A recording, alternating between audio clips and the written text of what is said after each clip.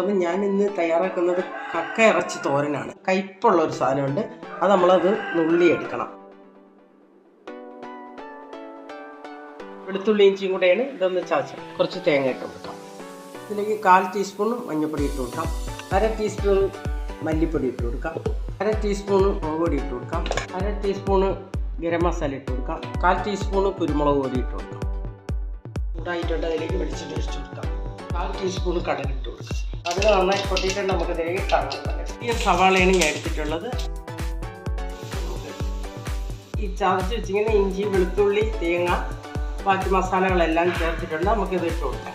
തേക്കി എടുത്ത് വെച്ച കക്ക ഇറച്ചി ഇട്ട് കൊടുക്കാം.